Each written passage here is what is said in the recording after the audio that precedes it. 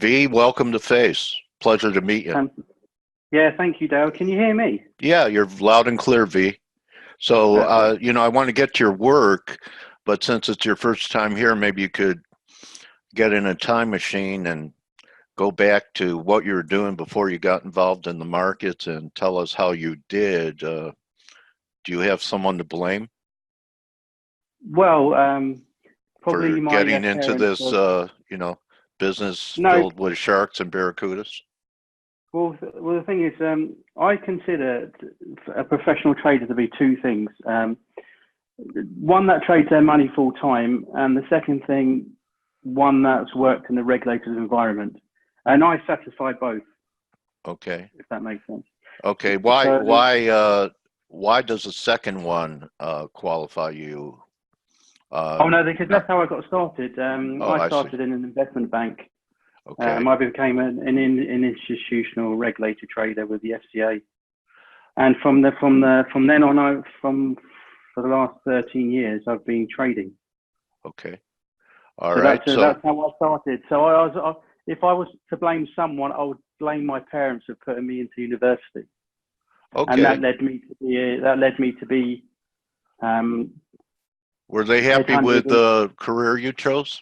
Because my mom said, Dale, get a real job. Well, the pay was good. Oh, so they were happy. Yeah, so they were happy. My pay was crap. I was a runner on the floor. 80 bucks a week with a college degree. I was an intern straight from university, and then I went then I got obviously employed. So where are you, in the UK, V? I am the UK, yes. I'm UK based, but I live in various parts of Europe. Okay. But I would say I am based in the UK. Okay, so let's get to your charts and your setups. And what's on the right-hand side next to prices, all those bars that are shooting out horizontally? These are just volume profiles of price and volume. Okay. I only use this for areas of reaction levels. So when there's high areas of volume, this is where I'd like to come out of the market. This is where where you tend to see reactions to previous accumulation and distribution levels, especially in realized data. I do things very, very differently. From what I've learned, I use realized data, which is the price action. But I also use implied data from the options market. And this is what I did when I was at the hedge funds and banks. I put those all together. So paramount for me is price and positioning. I do consider myself as a macro trader, but macro information takes maybe 3 to 6 months to filter in the market. So right away, I'm getting a question. Are the volumes in EURUSD real? And this is from what, the F.A.C.E platform? Yeah, this is, well, the thing is, F.A.C.E are one of the largest retail brokers in the world. So these are retail volumes. So there you go, Constantinos. All right, thank you. So, as you know, there's a lot of retail that trade FX. You won't see any institutional people using F.A.C.E's liquidity. They'll go directly to the counterparty. Right. But generally, yeah, so I only use this area here just for reaction levels. So when I see high areas of accumulation, which was here, then you expect to see a bounce in price. Okay. My charts are, very much naked. I don't use many indicators. I do have an EMA here, but that's a secondary thought when I look at price action. But as I said before, I use price and positioning as my main focus of when trading. And the positioning from the CFTC data. I do a lot of statistical work on the outside, looking at the 1 year Z-score, the 3 year Z-score, and the 5 year Z-score. And I look at the open interest in the market. So I look at the net value of the open interest. What's there? What the positioning is for non-commercial. You really combine a lot of fundamental analysis with technical.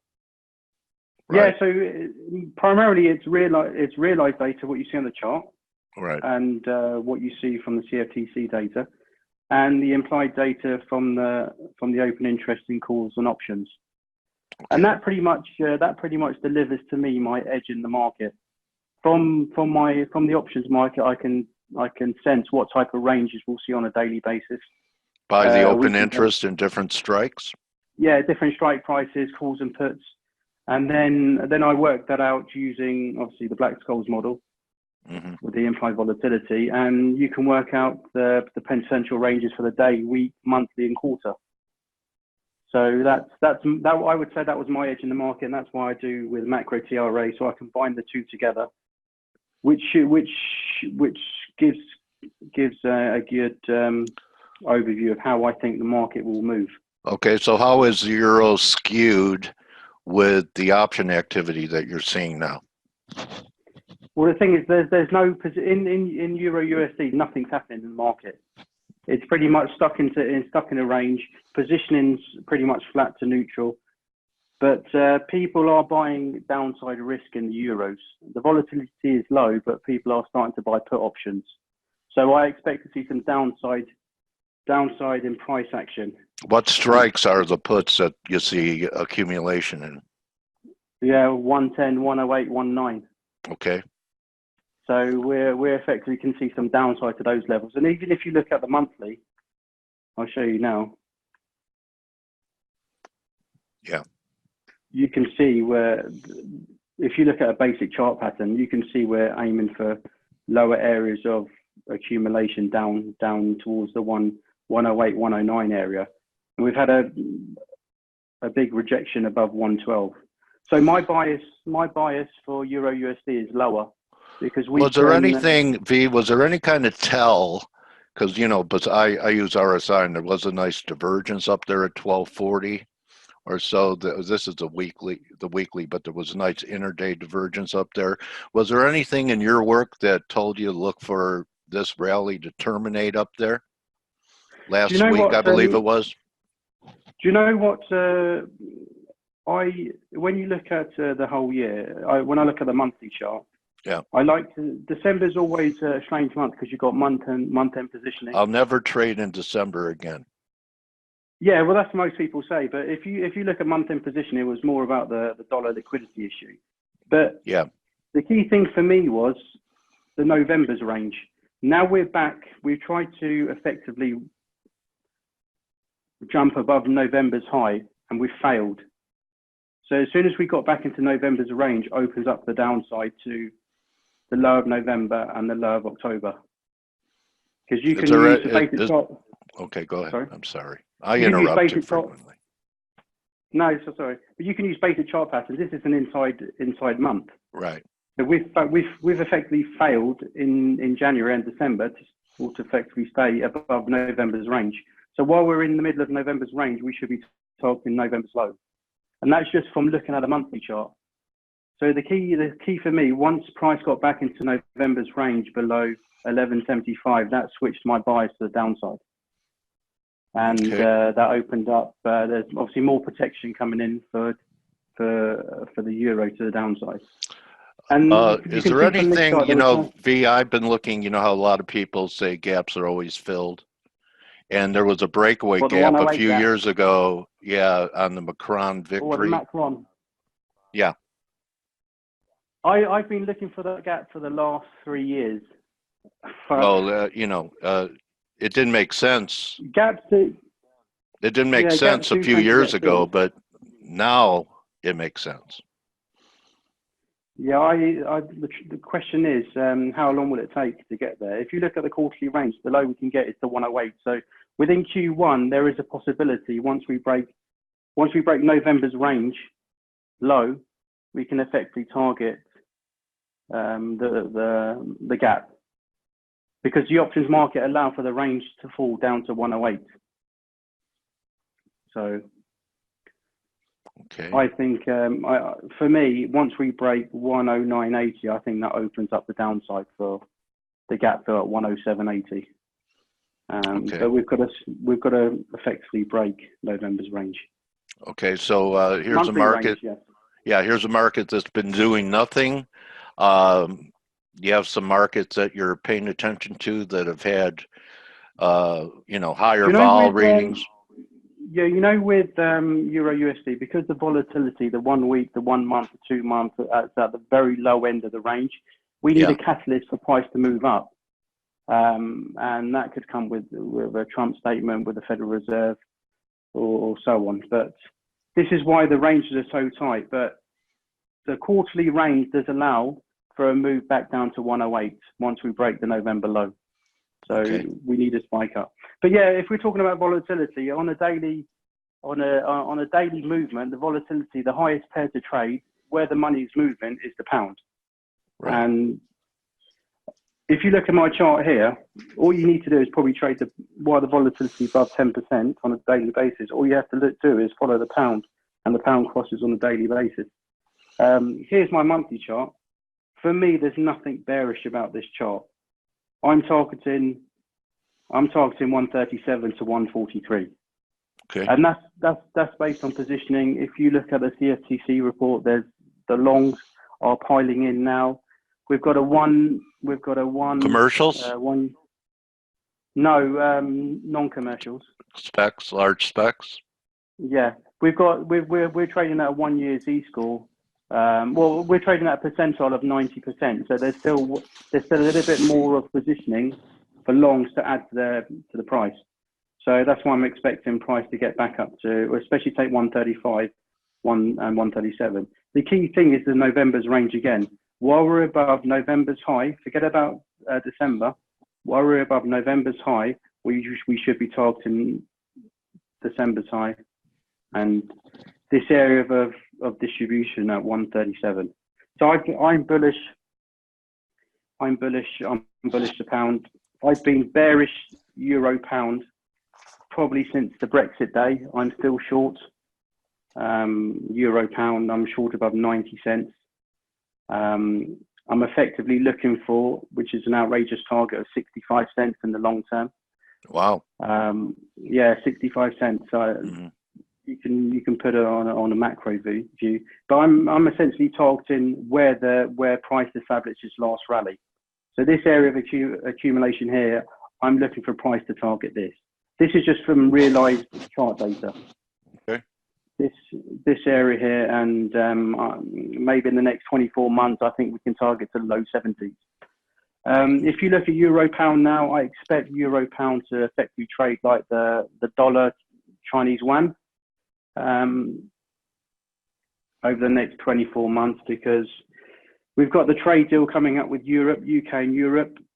I tend to see the same format as the US and Chinese trade deal. We will probably get phase 1, phase 2, phase 3 over the next 2 to 3 years. And this is why euro pound, especially if the volatility is going to be high, it tends to be around about 10% per day. I expect once the trade deal is done, euro British pound should get back to 74 cents. Okay. So look out for maybe the same concept as the US-China trade deal. We're not going to get one complete euro deal. It will be over multiple phases, and this is why I think euro pound will be exactly like the USD Chinese yuan. How that's been trading over the last 12 months with the phase 1 deal. That's just happened, and the phase 2 deal coming up now. Okay. So stronger yuan. No, I'm saying stronger pound. And you said US dollar yuan. Yeah, if you look at, I'm saying that the euro pound will act in the same behavior as the USD Chinese yuan when we were going through the phase 1 trade deal. Okay. Interesting. Because UK and Europe will not have one trade deal. It'll be over multiple phases. Maybe 1, 2, 3, 4, 5. Over the period of 7 years. The average time to take a EU trade deal was 7 years. So it's an investor interest of the UK to get different trade agreements done at different phases. So this is why I'm expecting euro British pound to go lower. Okay. Do you do anything outside the FX arena? I went to your website. Yeah, I am. You have coverage on many other instruments and asset classes. Yeah, my main background is single stock options. This is what I learned from 2007. I moved over to FX options in 2012. But if you look at the S&P, for me, I know you had Steve on saying you were looking for a immediate correction in the market. But if you look at that, there's nothing bearish about this price action here. No, there isn't. No, and I'm expecting. If you look at the call option market, people are the open interest in the 3350, 3375, 3400. They're increasing massively. So I expect the S&P to get back up to another new high. Maybe we see a little reversal at 3400. We've got the Apple earnings next week. That could be a little catalyst to see a 2 to 3% correction. But ultimately, I'm very bullish. I can see 4,000. Yeah, 3,500, 4,000 within the next 12 months, for sure. Any dip we see will not be a major dip. Mm-hmm. I think they're buying opportunities, and even with the S&P going higher, another asset class I trade is gold. I still think we can see gold at 1,700. The options market allow movement in gold in Q1 to 1,700 by the end of March. So okay, I still think that. Yeah, I still think that's. You get a lot of cues on potential targets and directions from options. You know, it reminds me, you know, of what, you know, a lot of option guys have kind of made themselves famous by, you know, just waiting for volume to come into particular strikes and they just go with it. Yeah, volumes and open interest. That for me, that's what moves the market. Is it ever wrong? For me, the thing is, if they are wrong, they'll switch bias and start hedging their position to be delta neutral. Okay.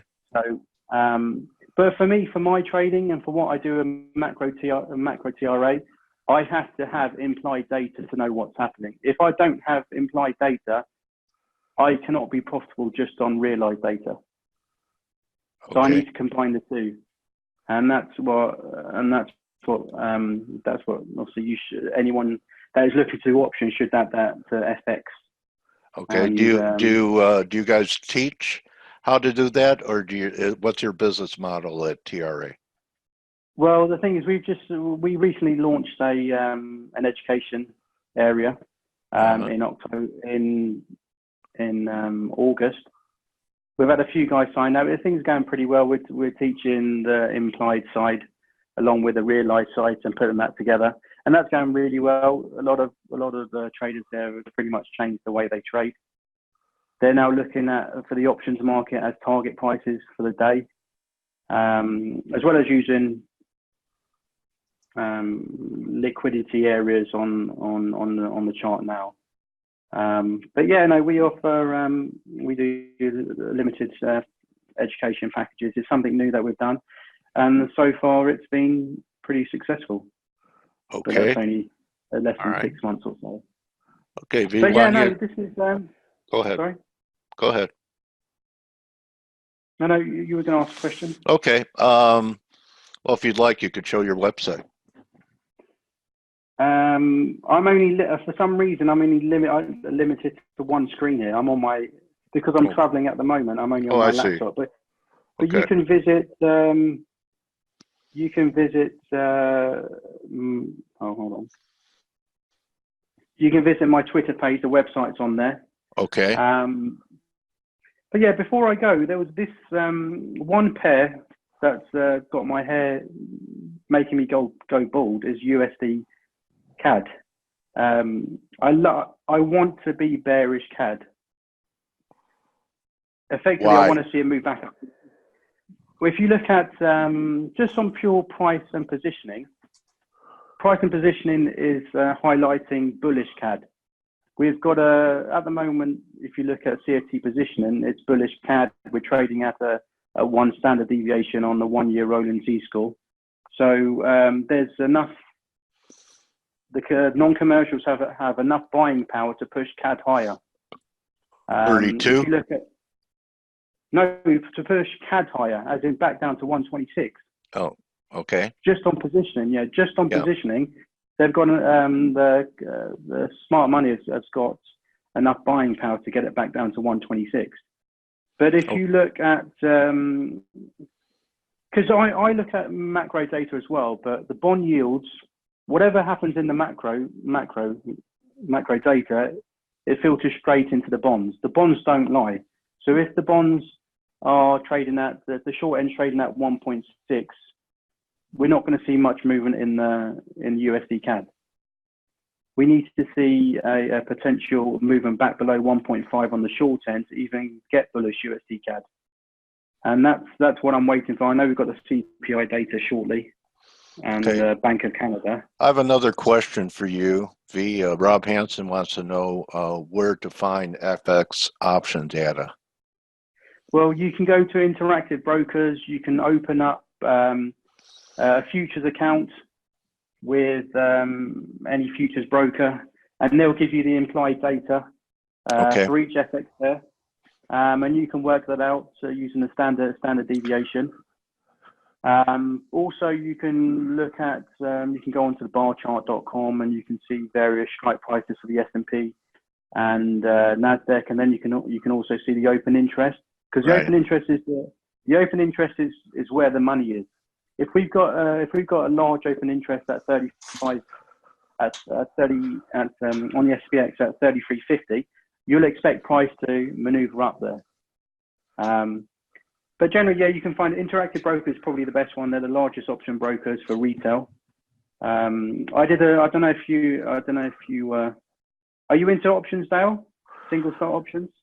Well, you know, I used to say that options are like relationships. 90% of them expire worthless when I was a real skeptical guy.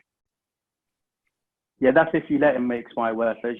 That's true. Good point. Yeah. Yeah. You don't. If you're a professional trader, you don't let options expire. You normally close them out. That's 10 a pearl. to 20 days. 10 to 20 days before. If you're looking at a data expiry 60 days, you open up a 90-day strike option. Right. Okay. So you're always avoiding the serious decay. Yeah, of course. That way. Okay. And and with options, you're looking at the gamma and the delta and so on. But yeah, going back to USDCAD, I need to see the short end Canadian yield drop for me to get bullish USDCAD. And I want to see I want to see the Z score drop back below 1 for the open interest in dollar CAD on Canadian dollar longs for me to get bearish Canadian dollar and bullish USD CAD. But I do see a movement back up to 133. It just depends whether we can bring forward the potential rate cut. The market's pricing in a 25 basis point cut in June at 25%. So to potentially see if the data worsens. I know you've got the Q4 GDP for Canada should be a miss. It should be a low number. So once the data starts weakening, maybe we'll see a turn in the short-term Canadian rate. And that will, once the Canadian rates drop, that's your cue to go long dollar CAD. For me, anyway. And positioning reversal in the CAD longs. Well, it was very nice meeting you. Like it or not, V, you're now my trading warrior brother. Well, thank you very much. Maybe next time I can actually talk about my next step in the options market with the delta and the gamma when you look into the SPX and the G10 FX pairs. Okay, that'd be great. But primarily, all I use is realized data and implied data, and I put it together, and that's where my edge is in the market. Right. Yeah. And I would always encourage people to use that. I've talked to 1,000 traders over the years in this type of format, and I can always tell when I know when someone knows, and you're one of them. So I appreciate you coming here and you know, having people pay attention to something else besides their candlesticks. So good hunting. I hope 2020 is great for you, V. And thank you very much. Thanks you too, Dale. And thanks for taking some time. No, thanks for having me on. All right. Everyone, that's V, and you can find them at macro_TRA. And you can find his website there. And we'll see everyone. Tomorrow is Thursday. So good hunting, everybody. And remember, don't just count your pips, count your blessings. See everyone tomorrow. Adios. And thanks again, V.